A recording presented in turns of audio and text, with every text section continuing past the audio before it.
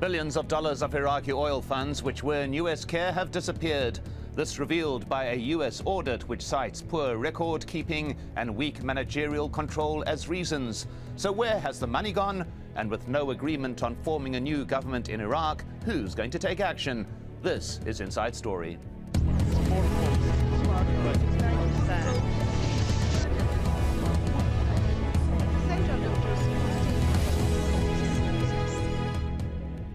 Hello and welcome to the program. I'm Mike Hanna.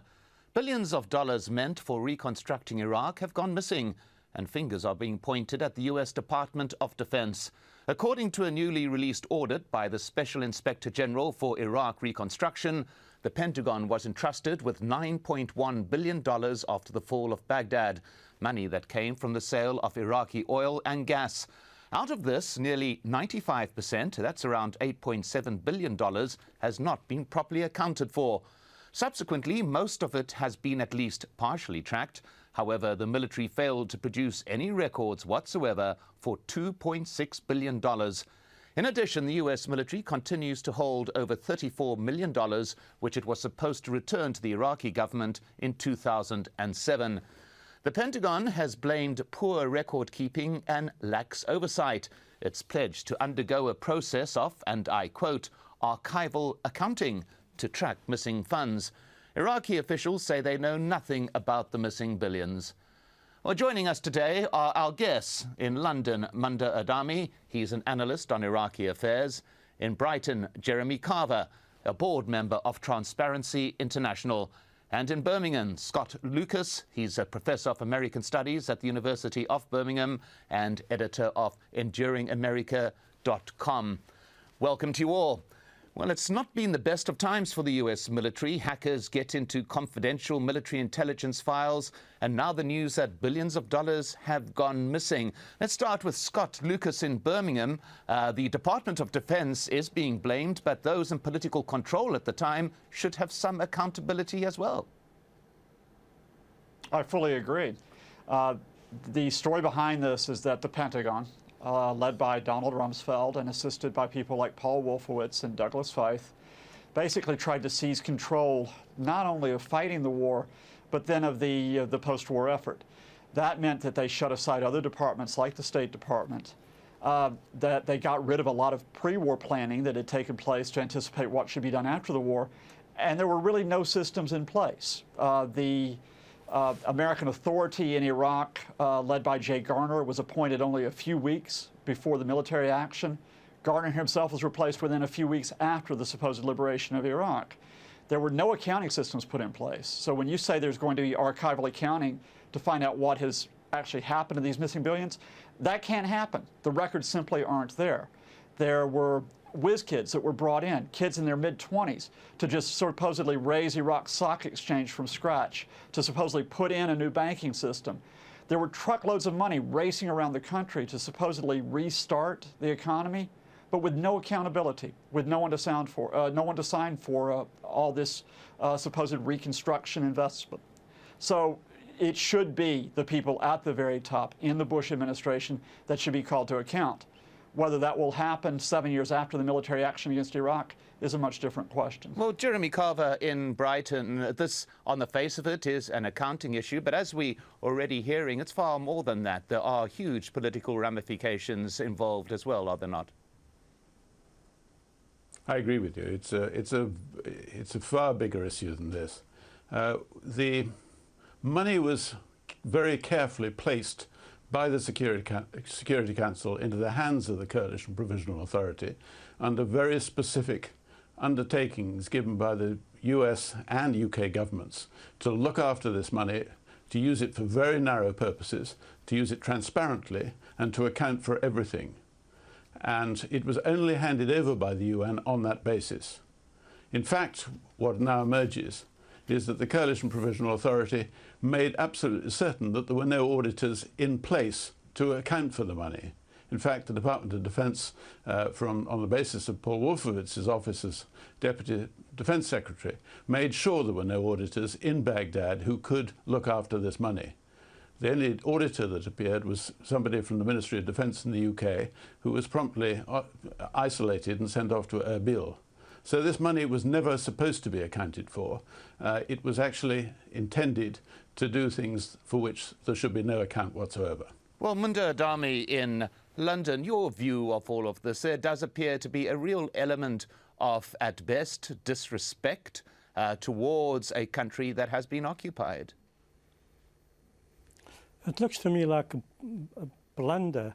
It's one part of a general attitude of deliberate. I mean, what Jeremy is saying is right. They made sure that there is no accounting, and the money were being handed over in cash, in bags, whether in Kurdish areas, whether in the tribal areas, whether for all of the other supporters of the occupation, without any accounting. And this is, I mean, to a certain extent, there is fortunate that the American interest in their own monies squandered in similar ways is coinciding with with asking about the Iraqi monies squandered.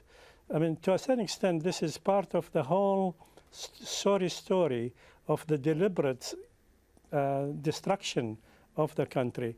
It's no longer possible now to defend the idea that what happened in Iraq, the catastrophe which Iraq is continuing under, is a mistake or a result of some mistakes.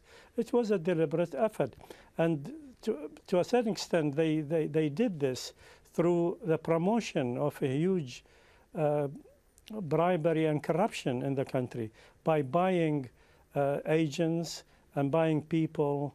And at the same time, they did not ensure any real constructing in the country. Jeremy Carver, if I could just interrupt you there, Munda Adami, and go to Jeremy Carver to pick up on that point that you've just made, that there is intent here. This is not just neglect or something making a mistake. There's real intent, according to Munda Adami. And he's right. The evidence of this is quite plain. And it's really only almost an accident that we've found out about it through the actions and the persistence of Stuart Bowen, the Special Inspector General for Iraq Reconstruction. When the US administration at the time went to Congress to appropriate $87 billion of US taxpayers' money for the purpose of Afghanistan and Iraq, at the very last minute, Congress attached to it an obligation to have an Inspector General to review the money spent in Iraq. So the only basis on which Stuart Bowen was able to act on this was that he was part of a congressional add-on to the bill. And he was blocked at every single stage of what he tried to do by the Department of Defense. The Department of Defense tried to make absolutely certain that he could not find out the facts. So it really comes straight back into the office of Paul Wolfowitz, and the crowd around him, who made sure that this money could not be accounted for. Well, Scott Lucas, we must remember as well that around 2003, 2004, there was a separate sum of some $8 billion which was paid to the Coalition Provisional Authority, something that infuriated Iraqis at the time.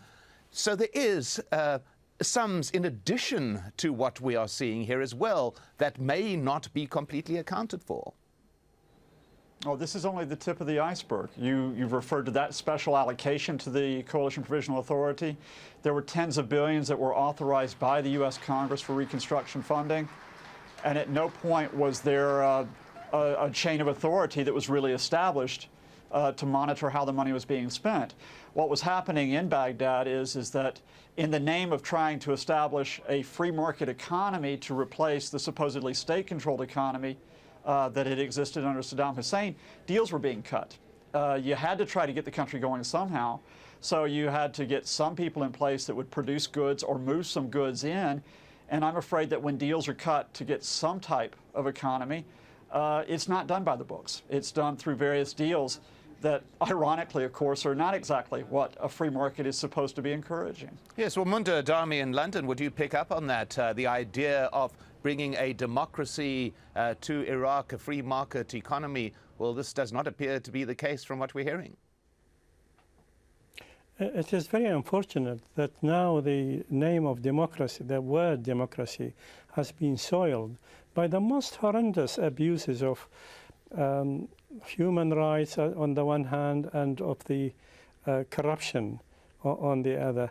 This is, you must remember, people should remember, that the Iraqis, as well as most of the Arab countries and Arab people, and the third world people still look up to these large democracies who have gone through centuries to arrive at quite a civilized level of behavior and rule of law, to find that they actually are promoting the worst of the behaviors and the worst of abuses in terms of corruption. So there are this moral element in this story, the moral element that Iraqis compare how they were able, that Iraq was able, within about 6 months, to mend the destruction of 1991. For example, in the electricity sector, which was put at the time by Ihtisari and Aga Khan, at only 4% worked. Within about 2 months, they managed to get it to 23%,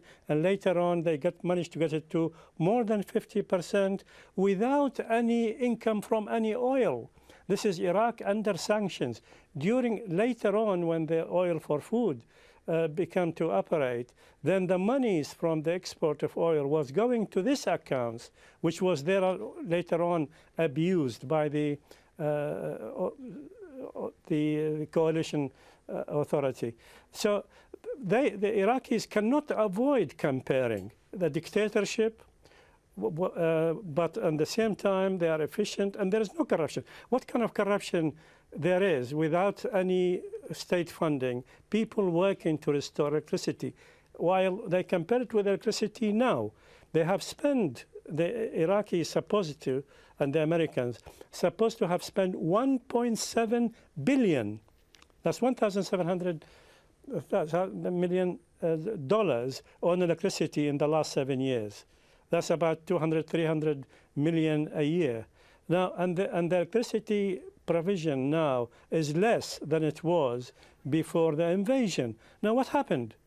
So Iraqis, without any funding, without any money, were able, under Saddam Hussein's, during the sanctions, to repair the electricity grid to this extent. Okay, badly, shabbily, whatever, but there is work. It was working to a large degree. And now, after all of this, all of the liberation and democracy and everything, that's happening. You cannot avoid looking at that. So the idea of democracy is now completely broken in Iraq, at this point, Munta Adami, let's just pause and look at the wider context. It's been 7 years since the fall of Saddam, but there's been little improvement in daily life in Iraq. And in a country where 95% of federal budget comes from oil revenue, those missing billions are raising many questions. The money, as we've heard, was earmarked for the improvement of basic services like electricity, water and sewage disposal. But these are services still lacking. The entire national infrastructure remains inadequate, and there are few signs of change for the better. With a paralyzed political system, widespread corruption, and a public that's growing increasingly resentful, Iraq's on the brink of civil chaos. And the fury at the absence of basic services is one of the things that could push it over. But the lack of care about the money could also reflect a lack of care about the society itself. And in this interpretation, the US argument that it was creating a better life for all is sheer hypocrisy, it would appear. Jeremy Carver. Yes, I'm not sure that it can be dismissed as hypocrisy. I think that there was motivation here. I think there was a deliberate attempt on the part of the Department of Defense to try to make sure that a particular form of government, having no democratic credentials whatsoever, were to take place in Iraq. And that was a government led by a particular person that was much favored by Mr. Wolfowitz, who'd been nurtured by him for the purpose, and that it was not intended that there should be any democratic process. Of course, even within Washington, there were other government departments at the time that were heavily concerned about the extent to which this official mandate, the official mandate that required UN supervision to make sure that the reconstruction took place openly, transparently, and only as necessary for the improvement of the Iraqi people, that was actually cast aside. So that it was very important that this process take place. Well, Scott Lucas, this is a critical point here that we are talking about, this whole issue of intent, moving it beyond something that was a mistake, something that can be understood even though it's a mistake on a vast scale, but to introduce the element of intent, political purpose, is a very damaging allegation indeed, is it not? Well, I like to bring it down to practical terms, and that is there was a difference between a high-minded ideal and what happened in practice. The idea, if you listen to Mr. Wolfowitz or sometimes Mr. Rumsfeld, was the idea that the United States would remake Iraq politically and economically where it would be an example to the Middle East. You know, you would get rid of this dictatorship, you would have this period of time where the country would rebuild, and then you would have these free elections. Now, I know that there were other motives that lay behind that high-minded intent, and we can talk about things like oil and like economic profits. But the real division here is that high-minded intent, if that is what these gentlemen believed, to remake Iraq, was not matched by a commitment of planning. It was almost as if you had come in and knocked down a house of cards, and it wasn't a question of having straw or wood or brick to put in its place. You had nothing. So what happened is that because there was nothing really systematic there, that's why you had this rush of money and this rush of almost ad hoc activity that took place throughout 2003. And if I could add one more thing, which perhaps is forgotten, the fact is that by August of 2003, only 4 months after the supposed liberation, this reconstruction is going to occur not only with communities like Fallujah that have risen up against the U.S. occupation, but with incidents like the bombing of the UN headquarters, which pretty much drove most non-governmental organizations and the UN itself out of Iraq. So within months of being told that Iraq would be given this better future, this democratic future, there really was almost nothing on the ground beyond the individual deals that were being struck. Well, Munta Adami in London, one of the issues that also remains is the fact that there is no government in place in Iraq. Months after the election, Parliament has met for exactly 17 minutes on June the 14th.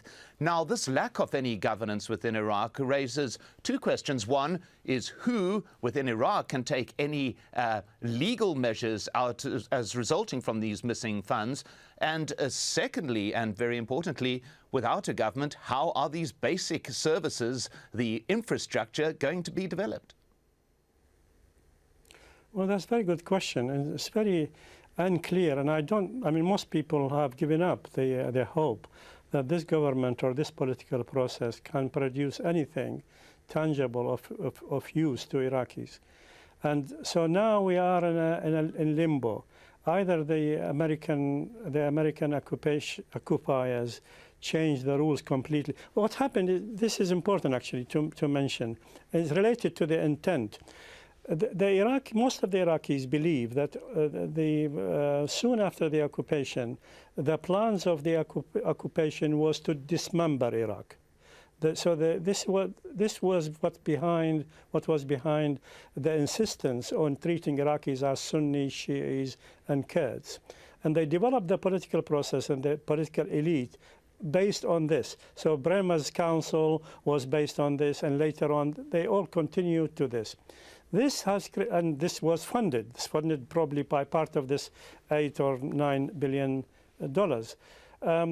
And these people began to acquire constituencies through the favors, financial favors. These same politicians who did not have any social base before, most of them are from abroad, apart from the Kurdish nationalists and the Sadrist movement and so on, they become to base all their politics on sectarian affiliation or ethnic affiliation. Now, what happened later, when this has backfired to extent that the insurgency or the resistance became so strong, local and national, so that the Americans had to to actually make ceasefires. There are 200 contracts of ceasefires originally for 6 months, later on for a year, which was called Sahwas. But in all of Iraq, they made accommodation with local groups. And they realize also that they actually cannot control this three-party Iraq. You remember that Joe Biden, the American vice president, openly advocated partitioning Iraq to three parts. But later on, they retracted. Now, when they retracted, this was a change of policy. Now they are looking for a united Iraq. But the politicians they created are based on sectarian and ethnic divisions. So now the sectarian and ethnic divisions are playing their own games. They are using Iran. They are contacting Turkey. They're contacting Syria and Saudi. And they have their own monies as well. So the corruption in the political sphere ended in a kind of logjam in the political process. The Americans may want something reasonable now.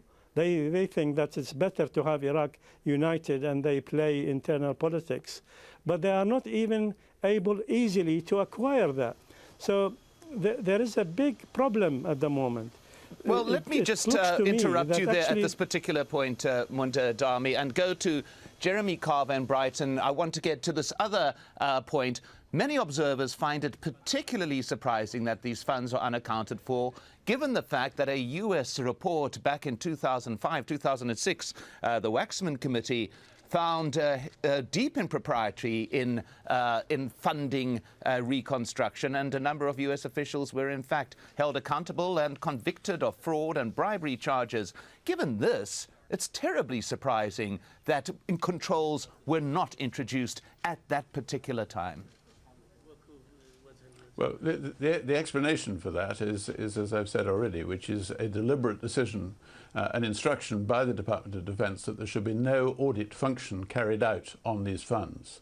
And Scott is absolutely right. We're looking at the tip of an iceberg with this latest report from Stuart Bowen. There have been literally dozens of audit reports that he's carried out over the last 7 years, revealing millions and millions and millions of dollars of fraud, of criminality, of theft, of misplaced contracts, of failure to account properly.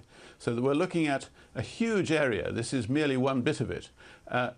It's important to realize that this particular report deals with the Iraq Development Fund. The Iraq Development Fund was never US money. It was money held by the United Nations specifically and expressly for Iraq. And it had to be used for Iraq's purposes. And there was an accounting mechanism built into the procedure whereby it was handed over, which the Department of Defense ignored. So that, and in fact, there were over $20 billion handed over in this way. This report deals with the $9.1 billion that was allocated by this Coalition Provisional Authority to the Department of Defense itself. In other words, the Department of Defense had to look after money it was given by the CPA from the Iraq Development Fund. A whole lot of money was also given from the Iraq Development Fund to the US Army Corps of Engineers, and they haven't accounted for that either. So that we're looking at a huge range, probably in excess of $30 or $40 billion, inadequately accounted for, much of which has gone missing in one way or the other. In due course, there has to be an accounting. As an international lawyer, I've been looking at this for a very long time. The liability for this is not going to go away.